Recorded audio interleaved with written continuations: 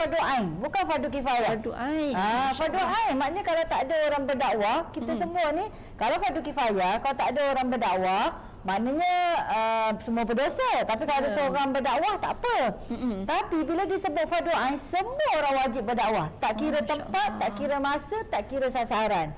So bila cerita pasal media sosial, terutamanya lah bagi kita muslimah, bila kita masuk ke medsos dengan pelbagai tujuan. Tapi yang paling penting, tak kira lah nak berniaga ke, nak belajar ke, nak bersosial ke, tapi konsep dakwah tu tak boleh dilupakan dan mesti diutamakan. Maknanya medsos ni seharusnya menjadi platform terbaik lah untuk kita berdakwah kepada orang ramai. Okey, jadinya dari sudut Ustazah pendapatnya, dan daripada perkongsian Dr. Zulkifli Al-Bakri pun, bukan Zulkifli Al-Bakri, Dr. Zulkifli dia profesor pakar bidang media sosial. Oh, Masya Allah. Kalau Dr. Zulkifli Al-Bakri kepakarannya adalah, kalau tak salah dia tafsir kepakarannya. Tapi banyak mengeluarkan hukum jugalah sebab mantan mufti Baik. Macam itulah. Sebab saya sebenarnya dari USIM, tapi memang banyak doktor nama Zulkifli lah. Tukar-tukar kan. Okey, baik. Jadi sebenarnya bila kita masuk kat platform media sosial ni, tujuan kita adalah untuk berdakwah lah, sehingga dinyatakan menjadi fardu ain. Maksudnya wajib ke atas setiap individu muslim tu kan. Masya Allah. Baik Ustazah, jadi bila dekat media sosial ni kita akan dipaparkan secara visualnya kan, kita boleh lihat, kita boleh dengar kan. Jadi Ustazah, bercakap bila kita keluar kat media sosial ni pasti ada suara yang dikeluarkan, sebab orang akan dengar kan.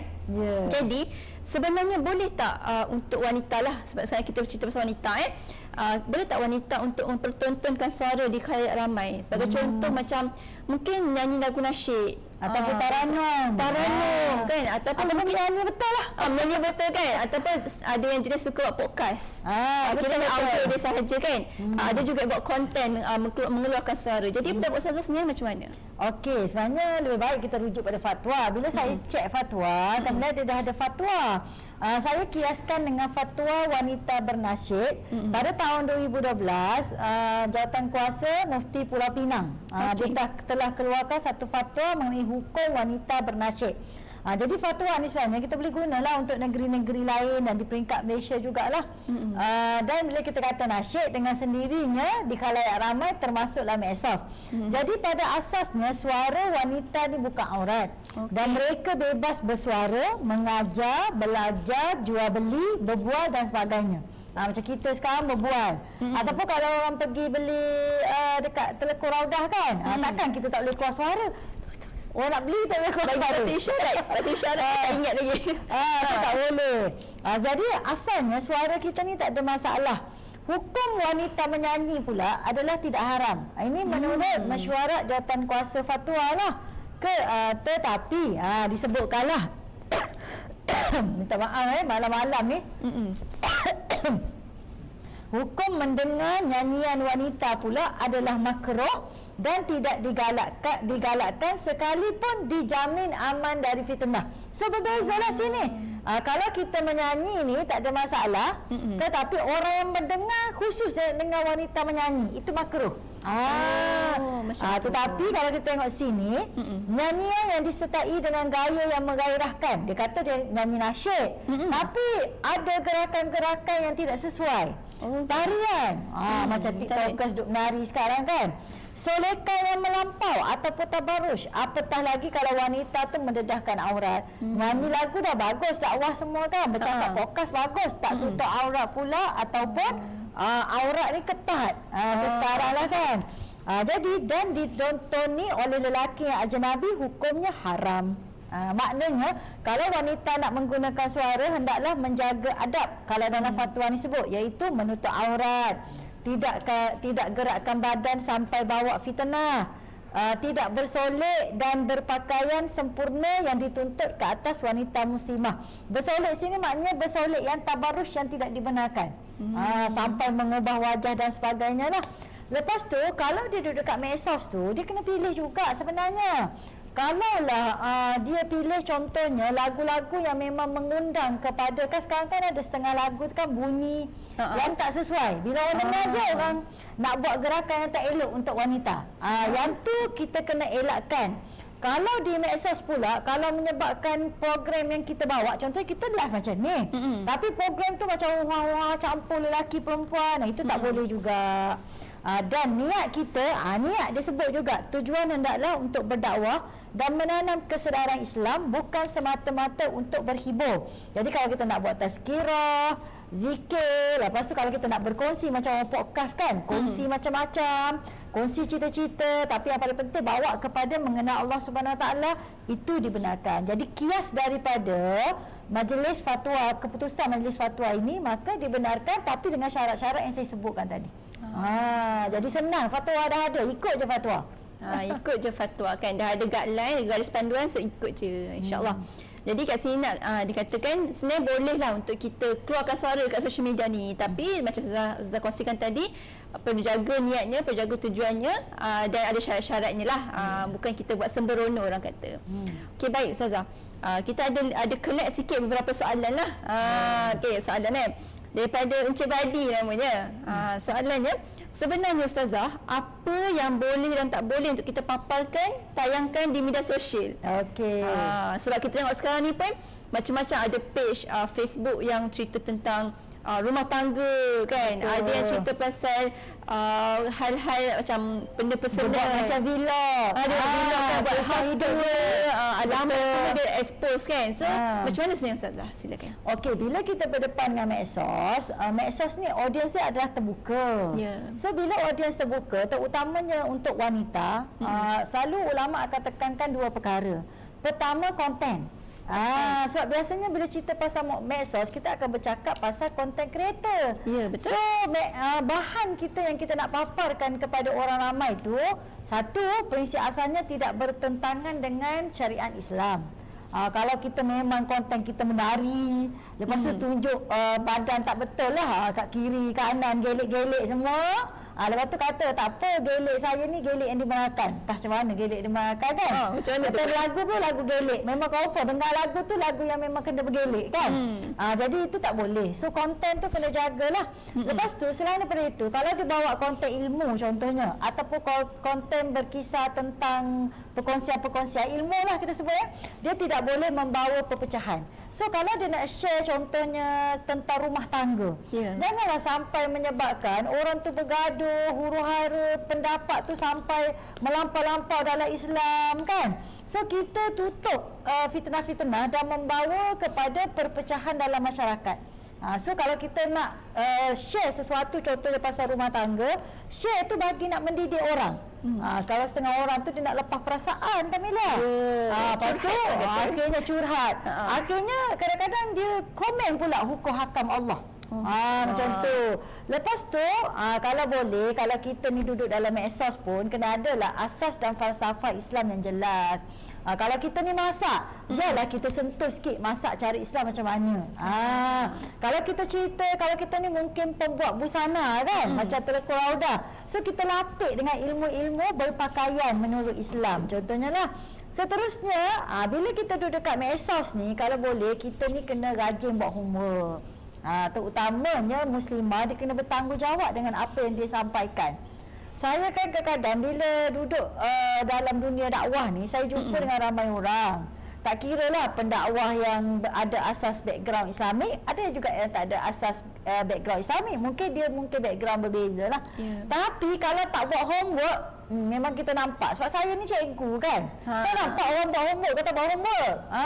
Macam orang buat assignment, dia copy paste. Saya pangkah terus. Memang copy paste ni kita sebut. Kan? Macam tu. Jadi maknanya macam tu lah juga. Dalam dunia medsos, bila kita nak tampilkan, kita kena kira-kira dan kita kena ada homework. Barulah bernas benda tu. Okey. Yang kedua, kena mengelakkan fitnah. Elak fitnah ni maksudnya kalau kita wanita lagilah nak kena elak fitnah yang menimpa diri. Sebab bila di dunia terbuka, orang boleh buat profiling kita. Ya, betul. Lepas tu orang ada penyakit-penyakit jenayah yang macam-macam sekarang kan. Kalau setengah tu dipanggil apa? Fetishism. Dia suka sangat tengok wanita mengandung. So bila kita live dalam keadaan mengandung, kita janganlah sampai nampak kita punya bam tu kita sengaja ketat-ketat kan, bagi nampak perut menonjol mengandung. Sebab dia ada orang yang buat profiling jenayah ni. Jadi elak fitnah pada diri kita juga. Satu lagi elak fitnah pada diri kita ialah bila kita tampil kat medsos, dia dunia glamour tau. Kalau tiba-tiba naik jadi Insta famous, TikTokers yang famous, kan dunia komersial, glamour. Sat lagi riak pula. Kan? Selain daripada itu, fitnah juga kepada orang lain. Kita ni niat bagus dah. Tapi orang lain tengok pula, Allah tercabar minda dan imannya. Masya Allah, minda dan iman. Jadi sebab itulah kalau wanita terutamanya banyaklah kena jaga. Kalau suami saya ustaz kan, ustaz hati tu. Ustaz dalam hati. Ustaz ni dia akan perhati semua benda. Daripada wajah sampai tangan, kalau tersalah dia lah yang komen dulu. Sebab saya ni jenis orang Kelantan kata buah. Tahu tak buah? Bila dekat medsos ni tak duduk diam. Kaki tangan, kalau boleh kaki tangan angkat semua. Masya Allah. Jadi ustaz dia kata, tak boleh dia kata. Wallahualam. Okey, baik, alhamdulillah. Jadi beberapa poin penting lah dalam soalan tadi yang Zadah kongsikan kita. Bila kita nak paparkan, nak tayangkan sesuatu kat media sosial ni, first kita kena check lah bertentangan tak dengan syariat, ikut atau bertentangan dengan syariat Islam kan. Kemudian bila kita nak berkongsi, kita kena tengok benda tu bawa kepada kebaikan, kepada orang kata macam muafakat ataupun bawa pada perpecahan. Okey, dan kemudian kita lihat juga perkara yang kita kongsikan itu, yang kita tayangkan, kita paparkan itu membawa pada fitnah ataupun bawa pada kebaikan kan. Masya-Allah. Okey, baik. Jadi sama-sama tu sebab ada ramai juga yang perhatian kita di Facebook, di Instagram kan. Jadi boleh sama-sama kalau ada sebarang soalan terus tulis dekat Instagram kita dan juga kat Facebook. Okey. Baik. Seterusnya Ustazah, ada soalan daripada namanya Encik Muhammad. Okey, soalannya adalah adakah dengan menunjuk kebaikan, contoh bagi duit bonus pada pekerja, dia buat konten lah macam tu kan, belanja hotel grand dekat pekerja, kemudian ada bagi sedekah RM100 kat semua pemandu Grab yang ada kat depan mata dia time tu. Pergi tepi kedai, tepi dekat gerai, hulur bantuan. Tapi ambil gambar, ambil video kan. Siap sambil hulur tu kan, siap nampak berapa ringgit kan semua tu.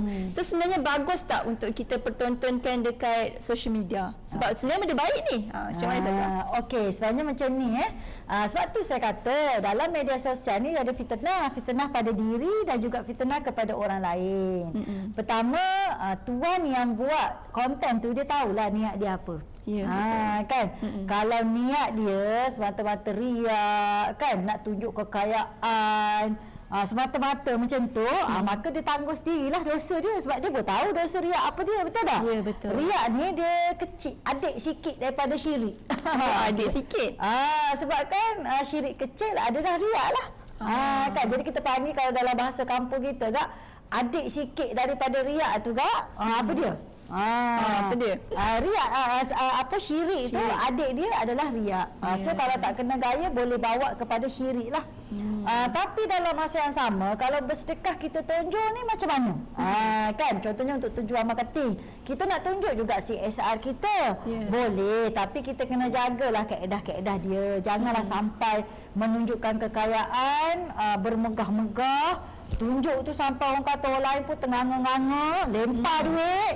Tu dah tak ada adab tu, betul tak? Ambil duit tebal-tebal, rupanya duit palsu. Saya tahu ramai yang buat macam ni. Sebab kita kan ada kawan-kawan, lepas tu dia pun lempar. Tu tujuan lain, tu ada unsur penipuan. Nak tunjuk bahawa kaya tapi sebenarnya dia guna kaedah yang tidak betul. Itu penipuan. So kaedah-kaedah salah ni kita tak boleh amalkan. Dan dalam bersedekah, kalau tengok kepada Saidina Ali ajar kita lah, boleh nak bersedekah orang nampak. Dia ada 4 kaedah. Pertama, bersedekah pada siang hari, bersedekah pada malam hari, bersedekah di depan orang, bersedekah di belakang orang. So ada yang bersedekah siang hari sebab ada orang dia kerja ataupun jumpa orang siang hari, so dia sedekahlah siang hari. Ada orang dia hanya akan keluar malam hari, so nak Saidina Ali akan cari yang malam hari je. Tapi ada keadaan Saidina Ali akan sedekah depan orang supaya orang lain pun tertarik untuk bersedekah sama. Buat benda-benda baik, berdakwah lah maknanya. Berdakwah, ajak orang buat benda-benda baik. Tapi ada portion yang mana Saidina Ali tu bersedekah belakang orang tak tahu pun. So maknanya kenapa ada beberapa kaedah macam ni? Kerana kita pun nak jaga hati kita. So sambil-sambil buat konten, cuba cek hati. Kalau hati kita rasa dah lain macam, kena tukarlah kaedah dan cara supaya tidak timbul riak, dan kita pun nak jaga hati kita supaya tak lari, lalai dan leka. Sebab dia kadang-kadang dia buat kali pertama tu seronok. Lepas tu kita pun positifkan diri, tak apa, Allah tahu kita nak yang betul. Buat kali kedua pula kata tengok dah melampau dah. Wallahu a'lam bissawab. Okey, baik. Jadi kena hati-hatilah sebab macam saya kongsi tadi, adik kepada syirik adalah riak kan. Dan riak ni tak nampak. Kita dapat rasa kat hati kan. Jadi jaga-jaga hati, awaslah macam tu. Okey, baik. Alhamdulillah. Seterusnya kita lihat pada persoalan daripada saudari Ummu Sakinah. Baik, soalannya guna media sosial untuk berdakwah. Tapi tapi selalu share ayat macam curhat ataupun jiwang puitis contohlah kan. Dalam masa yang sama kadang-kadang terlewat untuk tunaikan solat fardu. So macam mana tu Ustazah? Okey, dia gini sebenarnya, dalam buat apa-apa pekerjaan pun syaitan ni dia sentiasa akan menggoda kita. Dan kita memang hati kita ni tak lagilah, dia akan ada sifat lalai, leka. Sebab tu saya kata duduk dalam mana-mana pekerjaan pun niat tu sentiasa perlu dibetulkan. Curhat, jiwang tak ada masalah. Tapi niat dia tu, kita gini, bila kita buat sesuatu, kita kena fikir impact terhadap orang. Adakah memberi impact negatif ke atau semakin bawa orang dekat kepada Allah? Tapi kalau kita berkongsi, menyebabkan orang tu semakin jauh dan tak faham Islam. Tak boleh. Kita cerita macam mana kawan kita itu didera contohnya. Lepas tu lelaki itu pula contohnya terkenal sebagai, kita kata konon-kononnya rajin solat. Jadi orang di luar pun terus dia kata menampaknya orang solat pun tak boleh percaya sekarang, lebih baiklah. Jadi benda tu menyebabkan orang kata benda-benda tak bagus. Kalau dalam bahasa kita kata sum'ah. Sum'ah ni nama buruk kepada Islam. So benda-benda tu pun kita kena jagalah kan. Dalam masa yang sama hati kita tu memang sentiasa perlu dibetulkan. Sebab tu saya selalu sebut bila duduk dalam dunia komersial, dunia famous ni, memang benda-benda penyakit hati ni dia akan mudah datang. Sebab tu kita sebut kalau orang yang berilmu, penyakit hati dia ujub. Ujub ni maknanya dia akan rasa bangga, aku ni banyak ilmu daripada orang lain. So bila orang tegur sikit, kita pun tercabar, nak marah, nak ajak orang berdebat. Betul tak? Tu bila terkenal, dia akan ada penyakit-penyakit macam tu. Lama-lama daripada rajin solat awal waktu, lagi teruk. Kan, bukan main macam berdakwah, da'i sana, da'i sini. Rupanya peribadi tak terjaga. Sebab tu saya selalu pesanlah kepada anak muda. Sebab saya pernah duduk dekat dunia tu tau Kamilia. Saya dulu mula lebih 10 tahun yang lalu dekat TV. Start dengan TV, radio, surat khabar, dah rasa dah. Macam mana orang kata duduk dekat kemuncak tu kan. Kalau tak kena gaya, kita akan rasa seronok, leka. Ketika tu kita akan mula demand. Tu standard lah tu, dia akan berlaku. Lepas tu kita pun akan orang kata terbuai-buai dengan buat apa ni orang kata nafsu persekitaran. Itu lama-lama hati jadi lalai. Sebab itu orang yang nak masuk dunia medsos, saya selalu pesan tolong masuk secara berjemaah. Maknanya kalau macam saya ada sifu saya, saya ada mentor saya, saya ada tim saya. Mereka ni akan mengawal, muhasabah, akan cek, dan kita ada satu matlamat tau. Tak adalah kita masuk medsos sebab saja-saja nak terkenal ataupun nak share-share je, tak. Kita masuk sebab kita ada sesuatu. Dan masing-masing bergerak ke arah yang sama, masing-masing saling melengkapi. Dan kalau macam katalah saya dengan Kamilia lah, contohnya Kamilia jadi influencer, saya jadi influencer. Dapat dia lalai, saya tarik dia. Sebab kita dalam satu jemaah. Itu maksudnya. Itu pesan saya betul-betul lah kepada adik-adik baru. Kalau seorang cepat hanyut tau. Seorang cepat hanyut, betul. Okey, baik, kalau kita dengar tak selesai hadis lah, kalau kambing tak silap, kalau kambing segerombolan, serigala tak berani kacau. Kan? Tapi kalau kambing seekor-seekor, serigala cepat je terkam. Senang terkam. Senang je kan. Jadi kat sini bukan serigala, syaitan tu. Syaitan terus lagi laju tu. Masya-Allah kan. Jadinya pentinglah untuk kita hidup bermasyarakat, berkumpulan lah bila buat apa-apa benda kebaikan tu. Kita ada ajak sekali orang. Kita ada tim, ada geng sekali kan, supaya ialah macam saya kongsikan, kalau seorang tu macam nak tersasar sikit, cepat-cepat kita tarik. Kalau seorang-seorang siapa nak tarik kan? Betul. Okay, baik. Alhamdulillah. Jadi ada satu lagi soalan daripada saudari Ifa namanya. Okey, boleh. Boleh Ustazah suggest ustazah, ilmuwan ataupun influencer muslimah yang baguslah untuk follow kat media sosial ni. Okey, saya rasa semua orang tahulah, ramai kan? Oh, ramai sangat. Cuma kita ada peringkat-peringkat umur saya nampak. Ya. Kalau yang otai macam saya ni, orang dah panggil otai lah. Kalau di kalangan ustazah pun dia panggil kak mak, otai sangat. Macam peringkat kami, macam saya barulah masuk menjadi influencer di alam maya, terutama lepas pandemik itulah kan. Masa endemik. Waktu endemik. Sebelum tu kita banyak di TV, radio macam tu lah kan. Okey. Jadinya boleh follow kalau yang peringkat lama sikit macam Ustazah Hafizah Musa. Cuma kalau saya tengok sekarang macam Prof Muhaya kan.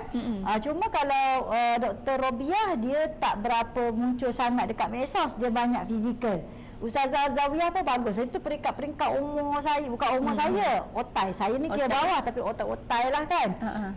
Kalau misalnya peringkat bawah sikit, seperti Ustazah Asma Arus, semua orang kenal lah. Engagement dia 1 juta lebih kan. Lepas tu kita ada Laila Aniza, banyak. Lepas tu Ustazah Hidayah pun banyak terlibat dekat medsos. Tapi kalau yang adik bawah lagi, itu lagi ramai sekarang. Aisyah Hijanah lah kan. Yang tu geng-geng yang bawah. Izzati Ilyas, sekali musim dengan kami tapi junior. Itu geng-geng yang bawah-bawah tu. Itu memang betul-betul mereka masuk dunia medsos terus.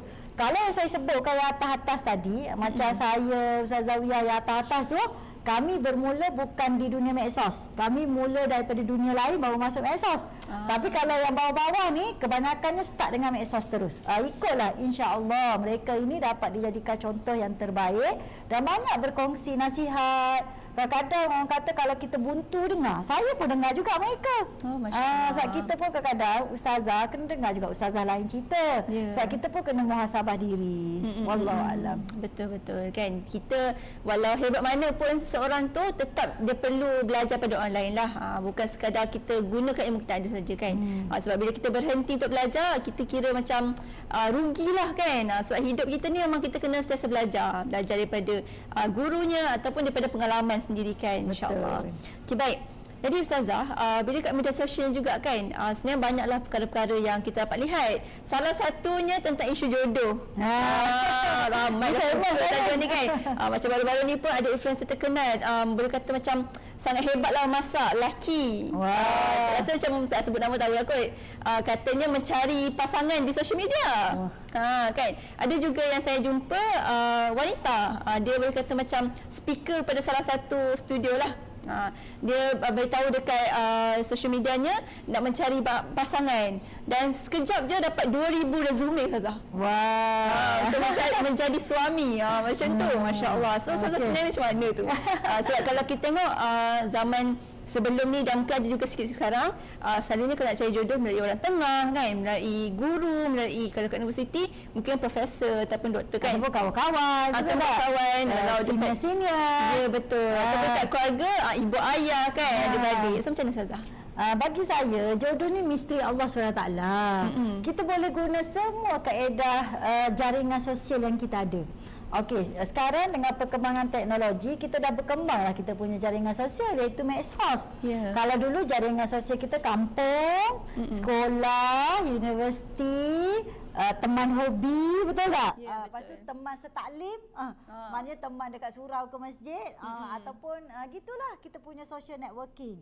Tapi sekarang social networking kita telah berkembang menjadi sama ada dekat Instagram, dekat TikTok. So benda tu tak ada masalah, itu dianggap platform. Contohnya kalau dapat 2,000 resume macam tu. Contohnya lah kan. So memanglah senanglah, tapis je lah. Kan? Cumanya tak kira lah jodoh kita tu dia muncul dari sebelah mana pun tak ada masalah. Tapi saya sarankan guna 2 kaedah. Pertama, istikharah tu wajib. Sama ada kita sendiri istikharah atau mak ayah kita istikharah. Kan bila nak istikharah tu bukan semua orang kita istikharah pakai taram je tau. Kita kan ada kriteria macam saya dah set dah kriteria yang saya nak. Orang yang di luar kriteria saya reject tanpa istikharah dah. Kan memang kita dah tak ada kriteria kita, reject terus. Jadi kita istikharah ni memang dalam pilihan kita dah. Yang kedua, bila dah katalah istikharah kita nampak mak ayah kita pun okey contohnya kan. Tapi saya tak terima lagi istisyarah pula. Istisyarah ni maknanya kita buat siasatan, kita cek, tanya orang tua, tanya kawan-kawan. Sebab jodoh ni dia bukan setahun dua nak pakai. Ya, betul. Dia til jannah tau. Til jannah, masya-Allah. Sampai akhirat. Sebab itu kalau saya walaupun mari daripada dunia medsos ke, daripada dunia sekolah ke, reunion ke apa ke, dekat pejabat ke, saya kena lalu dua benda ni. Sebab saya tak percaya. Sebab nak hidup dengan kita tu, betul tak? So, kena lalu proses yang sama. So, tak ada masalah. Cuma dekat dunia medsos ni, kena adalah teknik-teknik security, menapis orang. Sebab dunia medsos ni, semua orang boleh buat profil macam-macam. Saya kan, saya boleh buat 50 akaun saya boleh buat. Ambil je gambar siapa, saya create je saya ni jadi A, B, C, D. Lepas saya bagilah resume kat awak. So adakah saya sebenarnya begitu? Belum tentu. So medsos awak kena lebih berhati-hatilah.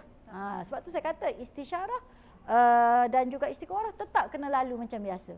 Wallahu alam. Jadinya pentinglah untuk kita buat pilihan tu bukan terus untuk kita buat satu keputusan tu terutamanya bab jodoh kan. Nak sehidup semati sampai syurga insya-Allah. Jadi bukan sekadar macam dia ni handsome lah, dia cantik lah, okey nak kahwin. Macam tu. Dia ni famous lah. Dia famous lah. Dia ni pada masak lah kan. Bukan sekadar tu. Okey, baik. Alhamdulillah. Okey, kita lihat sikit soalan yang kita dah dapat collect. Baik, dari saudari Wardah namanya. Okey. Baik, apa pendapat Ustazah tentang bad marketing di media sosial untuk raih followers? Sebab ada setengah kata macam pakar-pakar marketing lah kata dia berpegang dengan market, there is no bad or good marketing. Everything is good marketing lah macam tu. Maksudnya kontroversi is the best marketing lah. Macam tu kan. Tapi macam mana Ustazah? Sebab sekarang kita lihat banyaklah orang buat bad marketing lah. Benda-benda yang tak sepatutnya ditayangkan, dirakam tapi dipaparkan di media sosial. Lepas tu minta maaf. Lepas tu minta maaf kan. Lepas tu tiba tak lama buat benda lain pula. Lepas tu minta maaf. Macam mana Ustazah? Marketing ni adalah sumber pendapatan kita, betul tak Dia berkaitan dengan apa yang kita nak makan, kita nak bagi staff kita makan, bagi ejen kita kat bawah makan, betul tak? So bila makan ni dia kena kita kisah tentang satu halal haram.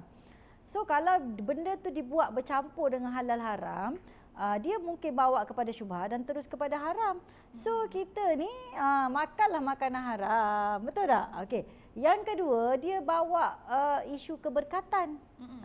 Bila tak berkat ni, awak mungkin akan dapat kaya raya, betul tak?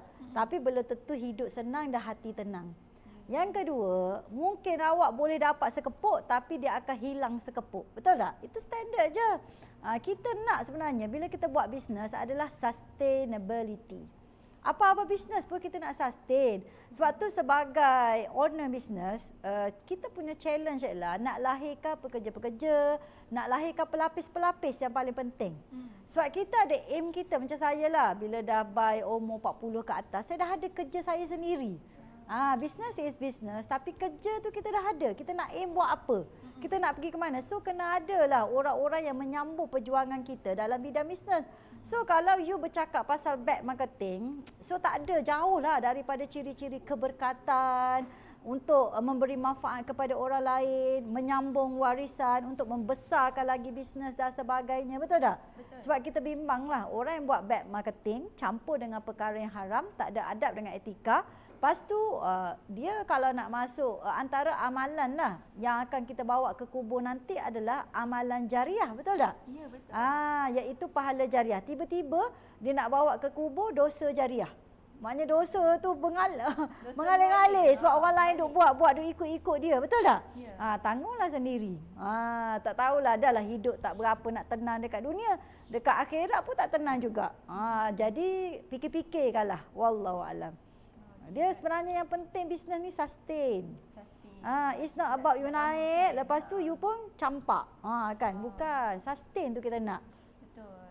Jadinya kita kena check balik lah apa yang marketing atau apa saja kita buat tu untuk bisnes atau apa, ada keberkatan tak di situ. Kan? Sebab hidup kita kat dunia ni bukan semata untuk kat dunia je kan Ustazah kan. Kita sebenarnya aim kita dekat syurga sana. Kan, dekat akhirat ke syurga sana kan. Dia kalau boleh bisnes kita ni, kita nak anak kita ambil alih, cucu kita ambil alih. Dan daripada satu benda kita nak berkembang. So macam mana nak berkembang kalau start dah dengan cara yang tak betul? Macam tu je. Fikiran kita kadang kena besar. Ya, kena besar kan. Kita bukan fikir yang depan mata je, kita kena fikir yang jauh lagi. Yes. InsyaAllah. Okay, baik. Jadi saya sukalah perkataan Ustazah tadi. Kita kena fikir, kita kena capai hidup senang dan sama hati yang tenang. Kan, sebab kita ni hidup kita ni bukan untuk bersukaria kat dunia je. Kita nak sukaria dekat syurga sana, insya-Allah kan. Baik. Kita lihat lagi soalan seterusnya daripada saudari Maya. Baik. Saya biasa dengar tentang penyakit ain. Sebab bila tentang social media ni kan orang banyak tengok kan. So ada keluarlah tentang penyakit ain. Jadi boleh tak Ustazah share sikit pasal benda ni? Okey, sebab itulah bila kita dekat medsos banyak nak kena jaga hati. Lepas tu saya minta lah kalau sebagai pendakwah ke, influencer ke, kena ada pendinding diri.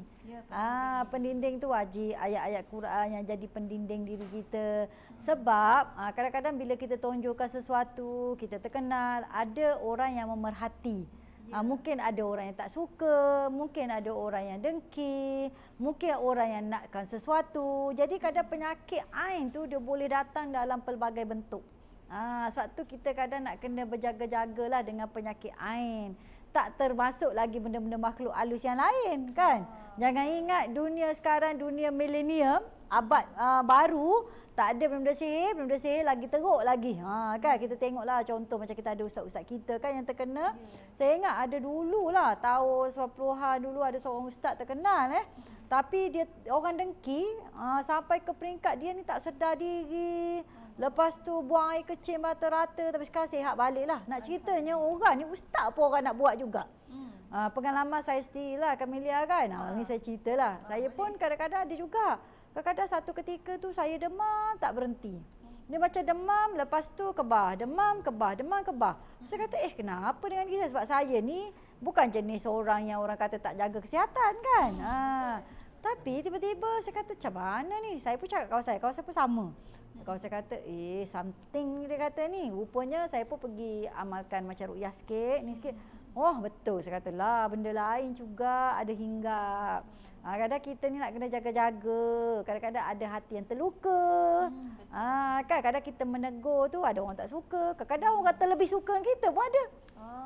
Jadi influencer ni kena beringat tau. Biasa orang akan mesej kita entah apa-apa, biasa. Sebab tu janganlah kata kadang influencer ni sombong tak bagi nombor telefon lah apa. Ni pengalaman sendiri. Dia bukan mudah benda-benda tu. Wallahualam. Jadi hati-hatilah kat social media ni semua orang boleh akses dan kita tak kenal pun siapa orang tu kan. Jadi bila kita berkongsi kebaikan pun kadang ada orang juga yang hasad dengki sebagainya. So kita amalkanlah, kita bacalah, buatlah pendinding diri. Moga-moga Allah jaga kita daripada penyakit ain, insya-Allah. Okey, baik. Kita lihat soalan seterusnya daripada saudari Faza. Dia macam kurang sikit berkaitan lah dengan topik media sosial. Tak apa, kita layan je Faza ni kan. InsyaAllah. Okay, baik. Jadi kan sekarang kan masih lagi musim raya kan. So Faza ni baru balik kampung. Biasanya dia tak salam lelaki kalau tak pasti mahram ke tak. Sebab dia punya keluarga jauh lah kiranya. Baru jumpa balik kan. Tapi kali ni terpaksa salam. Jadi Ustazah boleh kongsi tak apa hukumnya? Dan kalau next time jadi lagi macam tu, apa tips nak elakkan? Okey. First sebenarnya orang yang kita boleh salam ni tak ramai pun. Betul tak? Pak saudara kita, tok kita, adik-beradik kita. Itu je lah kan. Suami kita. Suami kita pun batal wuduk kan. Kalau ikut mazhab Syafi'i, kalau wuduk lah. Kalau yang lain tak ada masalah. So sebenarnya yang lain tu semua tak boleh salam. Okey, tapi ada juga keadaan ketika macam kita duduk depan orang ramai, macam saya kadang-kadang kan duduk atas pentas, lepas tu bukan di Malaysia kadang-kadang. Dia orang hulur tangan. So macam mana kita buat? Kadang kita terpaksa hulur je sebab nak jaga aib muka lah. Terutama bukan di luar Malaysia. Kalau dalam Malaysia mudah. Kita letak je macam tangan dekat dada, tunduk, dia orang dah faham dah. Kalau siapa kata tak faham ke, pengalaman saya lah, Cina, India ke yang bukan Islam semua, hampir semua faham lah kalau di Malaysia. Kecuali you duduk luar negara, budaya lain. Kadang dia pun hulur. Macam mana nak buat dekat tengah orang ramai ni? Okay. So biasanya kita hulur cepat-cepat, kan? Hulur cepat-cepat, kita tarik cepat-cepat. Maknanya kita minimumkan lah. Sebab kita pun nak jaga nama baik agama. Kan. Dan kadang-kadang kalau dia ni nak juga orang tua kan. Tu yang kadang-kadang orang ajar supaya berlapik. Tapi jangan pula ni saya jumpa ni kan. Bila duk berbual dekat medsos dia kata tak apa sepupu berlapik. Mana boleh walaupun sepupu berlapik, duk lapik-lapik lama-lama jadi gelain juga. Kan wallahualam. Dia berlapik ni dalam keadaan orang kata darurat lah. Tu orang tu dah ulu, dah malu muka merah. Okey kita pun sikit tarik terus. Macam tu. Okay, baik, alhamdulillah. Tapi macam pengalaman kita lah kan. Kalau orang-orang yang macam wakil rakyat semua, perasan tak? Wakil rakyat perempuan kan rakyat kan suka ulur. Biasa ramai dari kalangan kita juga akan pakai ni tahu, glove. Bila jumpa rakyat pakai glove. Terutama rakyat yang kurang faham. Gitu. Okay, baik. Jadinya kita perlu tahulah ada batas-batasnya dan sebaik mungkin cuba elakkanlah kan, insya-Allah. Baik, jadi tadi kita dah lihat tentang banyak isu-isu semasa, tentang yang kita nampak realiti sekarang kan. So kita go back kepada sirah lah ataupun sejarah Islam. Kita lihat apa tak Ustazah kongsikan, ada tak saudari, ada tak Sri Kandi ataupun tokoh-tokoh Islam wanita yang tetap terkehadapan di zaman Rasulullah SAW ataupun zaman para sahabat? Okey, sebenarnya kalau tengok isteri Nabi, semualah isteri Nabi ni terkehadapan. Kalau Siti Khadijah tu tak usah cerita lah. Tokoh yang memang terkemuka, bangsawan dan kehebatan dia memang sangat orang kata dari segi spiritual, dari segi emosi, dari segi akal, kepakaran berniaga, rupawan, maknanya memang top lah sebab tu sampai Rasulullah sebut-sebut. Ini contoh isteri Nabi sendiri kan. Lepas tu kalau Ummul Mukminun Aisyah pun sama kan. Kalau sahabat-sahabat Rasulullah SAW banyak merujuk kepada Aisyah terutamanya bab faraid. Dan Aisyah ni dia banyak membetulkan hafalan-hafalan hadis Nabi di kalangan sahabat kalau yang ada yang tersalah dan yang bertentangan dengan Al-Quran, Aisyah tolong betulkan. Suatu Aisyah ni dia terkenal sebagai ahli fiqah. Macam tu. Sebab Aisyah ni dia duduk menuntut dengan Rasulullah tu lama kan. Dan ramai wanita ketika zaman Rasulullah ni mereka bersemangat solat subuh berjemaah. Walaupun malam gelap pergi sebab apa? Mereka nak solat subuh berjemaah dan mereka nak menuntut ilmu. Tapi mereka jagalah dari sudut fitnah. Jadi ada setengah kata wanita ni sepatutnya dekat rumah kan. Tapi kalau tengok kepada Ummul Mukminin contohnya bersungguh-sungguh pergi solat jemaah dekat Masjid Nabawi ni sebab nak nuntut ilmu sama lepas solat berjemaah tu. Sebab tu akhirnya menjadi seorang yang faqihah lah. Antaranya lagi contoh Nusaibah bin Ka'ab. Nusaibah bin Ka'ab ni dikenali juga sebagai nama dia Ummu Atiyah Al-Ansariyah. Maknanya daripada kaum Ansar lah. Seorang yang sangat terkenal dengan ilmu mendalam, juga ahli fiqh dan banyak sekali meriwayatkan hadis yang terdapat dalam kitab Sunan 6 tu. Maknanya kitab Kutubus Sunnah tu. Ada banyak diriwayatkan dalam tu. Satu lagi contohnya adalah Ummu Fadli Al-Haris. Juga banyak meriwayatkan hadis dan namanya banyak muncul dalam kitab Sunnah 6 tu juga. Wanita ni.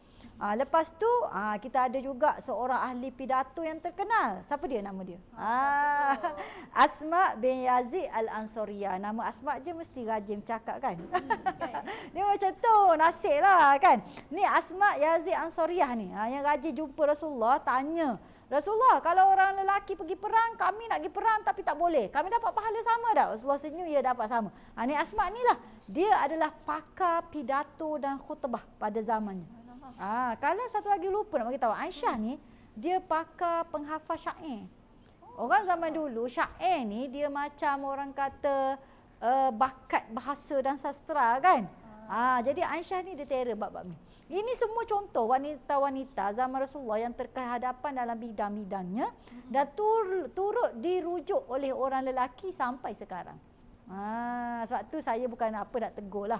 Saya ada baca dalam Facebook. Adalah orang dia tulis. Dia tulis macam mana? Dia kata wanita sepatutnya tak perlu berdakwah. Dia kata kan.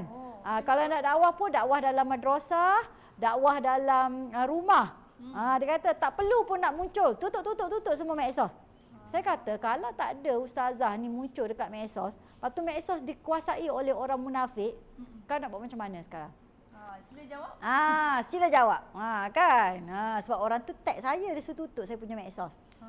Saya kata boleh saya nak tutup, tapi tolonglah attend saya punya audience semua ni.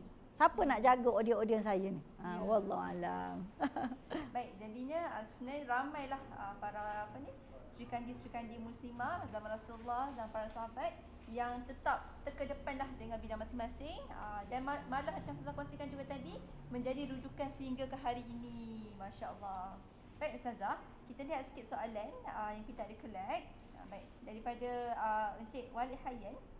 Baik, macam mana Ustazah handle dan juggle dengan kehidupan dalam masa yang sama, educate muslimah tentang jodoh, aurat, hak wanita di media sosial. Sebab kita tahu Ustazah memang sangat sibuk.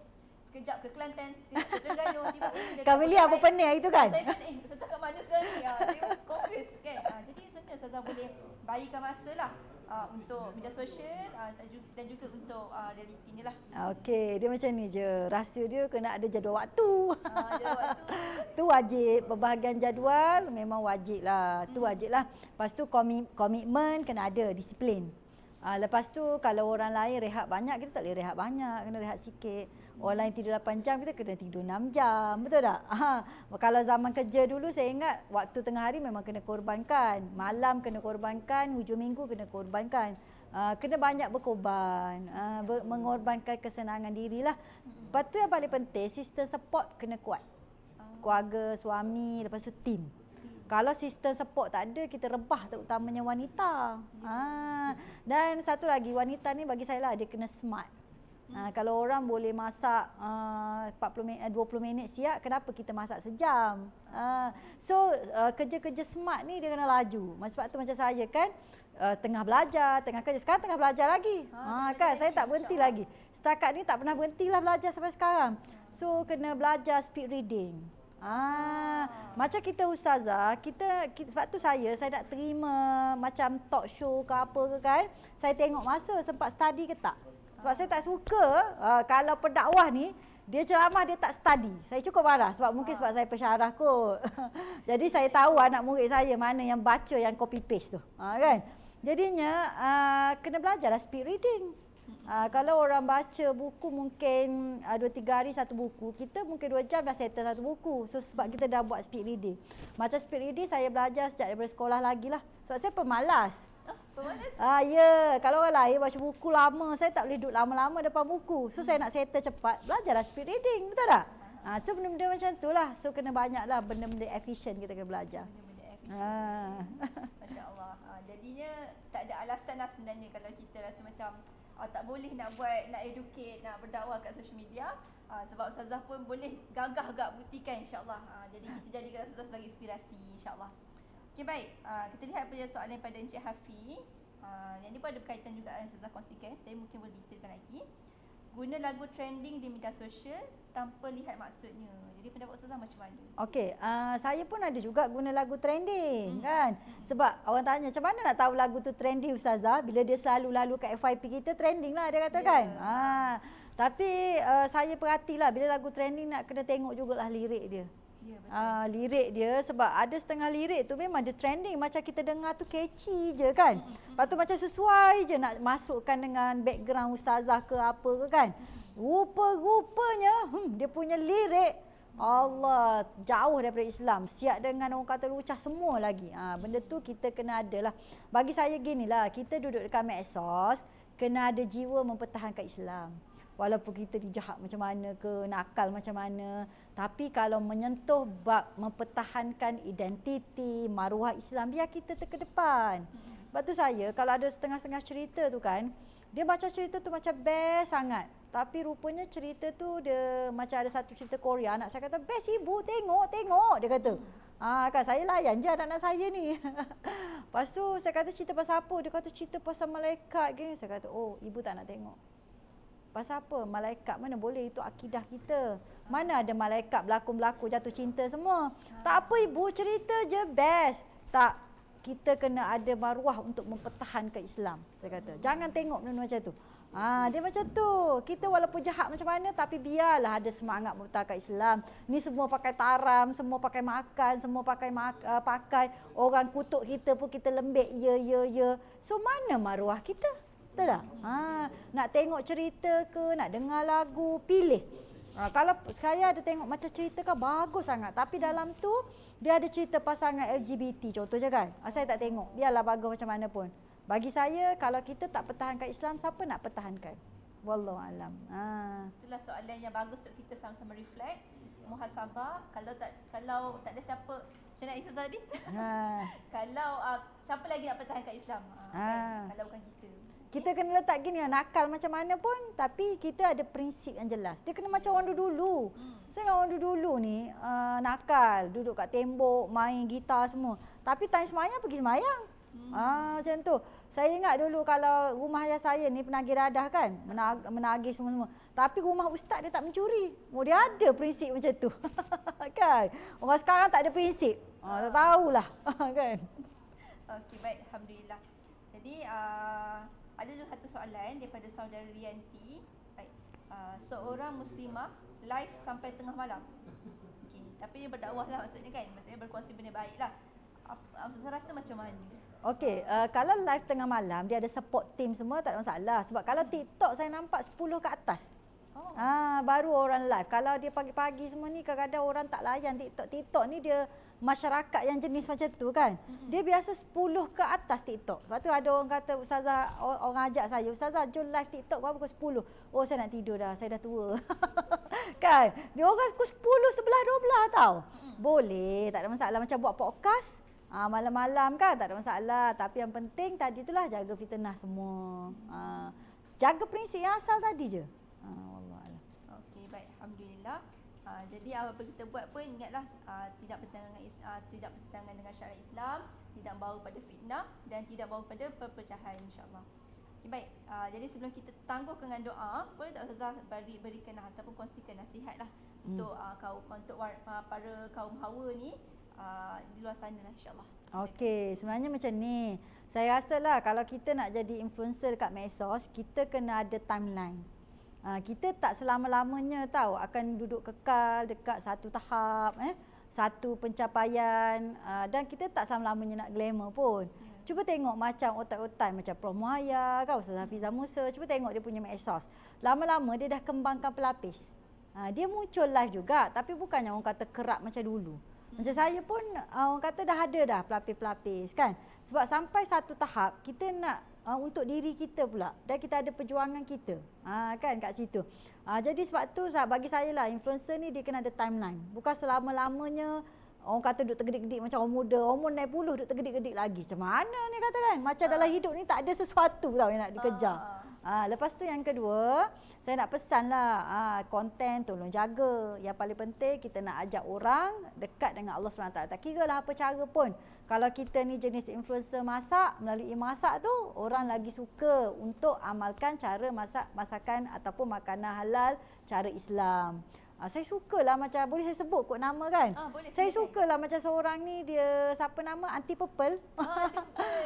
Dengan pakaian dia terjaga, dari segi aurat terjaga, lepas tu dia tak melebih-lebih. Lepas tu dia pun menggelarkan diri dia anti dan dia pun nasihat orang. Bagi saya macam ni bagus. Pun dapat berapa juta dia punya like kan? Famous. Bagi saya ni contoh yang bagus. Dan bagi saya lah, mungkin Anti Purple pun dia tak akan lama. Lepas ni dia akan ada cucu purple ke apa ke, betul tak? Kita kat situ lah sebenarnya. Wallahu a'lam bishawab. Okey, baik. Alhamdulillah. Jadi konklusi kat sini adalah kita gunakan platform media sosial ni sebaik mungkin lah. Kita bukan aim selama-lamanya kat untuk kita berpencak dekat media sosial kan. Cari jugalah media-media lain untuk kita berdakwah, berkongsi kebaikan insya-Allah. Okay, baik, kita screen ni sikit, tengok sikit ada tak soalan-soalan lain di IG dan di Facebook. Okay, Masya Allah, ada ramai jugalah yang masih menonton ni, belum tidur Masya Allah. Okay, baik. Jadi sebelum kita tangguhkanlah perkongsian hari ini kan, Ustazah, boleh tak Ustazah bacakan sikit doa lah untuk kita semua insya-Allah. Okey, jadi untuk hari ini insya-Allah mungkin kita baca doa ukhuwah lah kot Doa Rabita. Auzubillahi minasyaitonirrajim. Bismillahirrahmanirrahim. Allahumma innaka ta'lam anna hadhil qulub qad ijtama'at ala mahabbatik wal taqat ala ta'atik wa ta'ahadat ala nusrati syari'atik fawaththikil lahumma rabitataha wa adim wuddaha wahdiha subulaha wamla'ha binurikal ladzi la yakhbu innaka ni'mal maula wa ni'man nasir. Rabbana atina fid dunya hasanah wa fil akhirati hasanah wa qina adzabannar. Wa sallallahu ala sayidina Muhammad wa ala alihi wa sahbihi wasallam walhamdulillahi rabbil alamin. Amin rabbal alamin. Baik, Ustazah, sebelum kita tangguhkan betul-betul lah live kita ni kan, mungkin Ustazah boleh share sikit aktiviti ataupun program Ustazah apa yang terdekat. Okey, sebenarnya dalam program yang terdekat, kalau setiap minggu, kalau siapa yang nak ikuti live saya, terutama kalau anak muda, saya ada live dekat IG setiap Khamis 6 petang. Tu especially on jodoh, pasangan muda kan. Lepas tu kalau yang nak bertanya soalan boleh pergi ke Q&A IG story saya setiap hari Isnin. Tu pun soalan banyak masuk. Kalau live FB almost saya kata dalam 3 kali seminggu lah kot ada. Kalau yang nak bertanya tentang hukum-hukum fiqah secara umum, itu saya kumpulkan hari Sabtu. Itu pun banyak sambutan. Dan kalau yang khas untuk wanita, tanyalah Ustazah Fiqh Wanita, itu Facebook group khas. Dan baru ni bila saya dah start buat munajat, kita ada circle Ustazah Asma Hussein. Yang tu boleh masuk dalam WhatsApp group. Kita ada munajat, khatam Quran bersama-sama. Dan yang terbaru adalah saya ingat kita nak kena buat jugalah doa munajat bersama-sama. Sebab ni masuk isu semasa sikit, saya ada tulis artikel lah hari ni. Kita akan menghadapi perubahan fenomena cuaca El Nino. El Nino, kalau El Nina bagus, orang suka sebab dia bagus untuk tanaman semua kan. Tapi kalau El Nino ni agak menakutkan sebab dia akan bawa kepada krisis makanan, krisis kesihatan, krisis pekerjaan, banyaklah, krisis air, kan. So kita kena bersedialah untuk menghadapi El Nino. Kalau di India dah start dah, kita pun akan start nanti. So kena dah start buat preparation semualah. Tapi kita ada 3 krisis berganda ni tau. So wanita kena jaga-jagalah, kena bersedia betul-betul, didik anak beranak masing-masing. Owner business pun sama jugalah kan. Jadi kita ada krisis El Nino, fenomena perubahan cuaca. Lepas tu kita baru saja lepas endemik masuk waktu pandemik, which is not maknanya easy jugalah untuk kita lalu sebab kita tengah orang kata merangkak naik. Betul. Tapi kadang-kadang orang sekarang dia macam tak orang kata terlupa dengan endemik, beraya sakan. Duit ni tak kira dah ni. Lepas tu yang ketiga, krisis kegawatan ekonomi. Sebenarnya macam kita lah, macam saya dah berapa kali cycle lah. Kegawatan ekonomi ni banyak kali lalu. So kita sebenarnya sebelum masuk pandemik hari tu, sebelum masuk endemik hari tu, kita orang dah prepare dah untuk kegawatan ekonomi. Tiba-tiba kena endemik, sekarang pandemik, and then this is the reality of kegawatan ekonomi sekarang lah. So 3 krisis berganda tahu ni. Kalau tak buat preparation betul-betul, dia bukan setakat bawa krisis makanan, krisis kesihatan dan lain-lain. Krisis keluarga yang boleh bawa pecah belah dan sebagainya. Wallahu a'lam bisawab. Jadi kalau boleh benda-benda macam ni kita nak kena start preparation lah. So saya pun buat jugalah awareness kepada orang ramai supaya start prepare terhadap perkara-perkara ini. Macam tu. Baik. Jadi kalau siapa yang nak ikuti lebih lagi lanjut tentang Ustazah, boleh pergi ke Facebook, Instagram dan juga TikTok. Ustazah_Asma Hussein. InsyaAllah dekat situ banyak sangat perkongsian yang boleh sama-sama kita pelajari lah. Tak kira wanita maupun lelaki.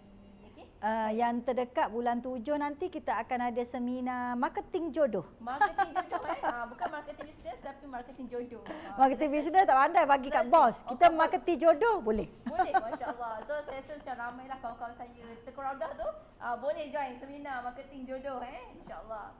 Okey baik, jadi Sudut Terkerodah juga kami nak ucapkan ribuan terima kasih kepada semua yang sudah menonton kami. Moga-moga kita dapat kebaikan, dapat manfaat dan kita boleh amalkanlah kan insya-Allah untuk kehidupan seharian kita dan keluarga serta orang sekeliling kita. Dan siapa yang dapatkan telekong dengan harga sangat-sangat jimat, sekarang kita ada event sale Ustazah. Sale ni orang sukalah kan, lagi hujung-hujung bulan ni kan. Kami ada SE sale mana telekong minor defect, ada sikit-sikit je defect dia, kadang-kadang tak nampak langsung, susah nak nampak, dengan harga yang sangat rendah lah. Jadi ambillah peluang ini untuk dapatkan telekong yang baru insya-Allah di website dan di showroom Putra Heights sahaja. Okey. Baik. Jadi Ustazah nak kongsi apa lagi ke sebelum kita tutup? Jadi kita sama-sama doalah supaya kita dapat berdepanlah dengan krisis ini insya-Allah. Dan jangan lupalah jom datang Putra Heights, boleh jumpa kami dekat Galeri Telekor Raudah. Masya-Allah. Boleh insya-Allah. Kalau nak jemput Ustazah, kita jemput Ustazah sekali. No problem. Okey. Okey, baik. Insya-Allah sehingga bertemu lagi dalam perkongsian seterusnya. Saya Kamilia. Moga seronok dan tak jemulah kita jumpa kami lagi insya-Allah. Okey, baik. Jumpa lagi. Assalamualaikum warahmatullahi wabarakatuh. Assalamualaikum.